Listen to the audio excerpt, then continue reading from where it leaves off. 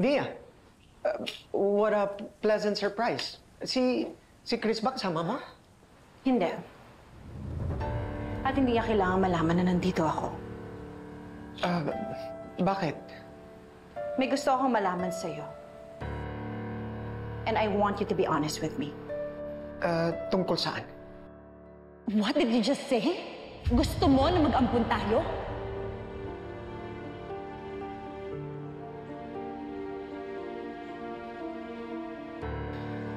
Hindi ko naman itong pinipilit sa iyo eh.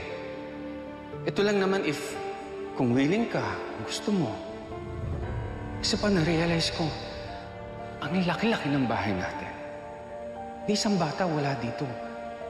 I was just thinking na baka pag nagkaroon ng baby dito sa bahay, maging masaya ang So hindi ka na masaya?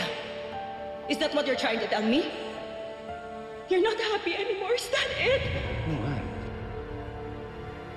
Hindi sa ganon, hindi sa ganon. Kalma lang. Look, I'm sorry. Pasensya ka na. Pasensya ka na, hindi ko na dapat ito binanggit sa'yo.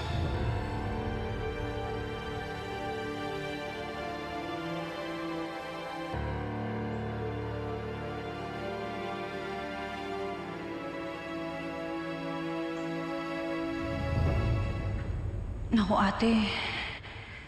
Mukhang gustong-gusto talaga magkaanak ni Kuya. Ayaw mo pa talaga siyang pagbigyan na mag-ampong kayo? Nika, ilang beses ko bang uulitin sa'yo?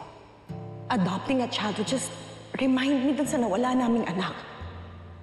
At na hindi na ako magkakanak pa. Isa pa, hindi ko alam kung kaya kong magmahal ng batang hindi naman galing sa akin.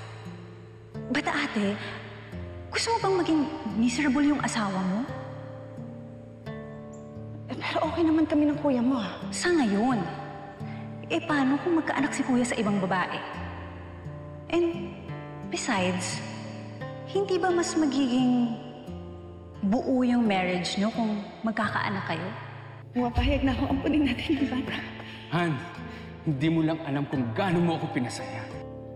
Why do you look so ecstatic? The way you're acting, parang ikaw yung ama ng bata, ah. Na-overwhelmed lang ako. And I'm really happy for the baby. Tungkol kay Belle, yung batang inampun namin ni Chris. What about her? Kilala mo ba kung sinong tunay niyang mga magulang? Alam mo ba kung sino ang tunay niyang ina?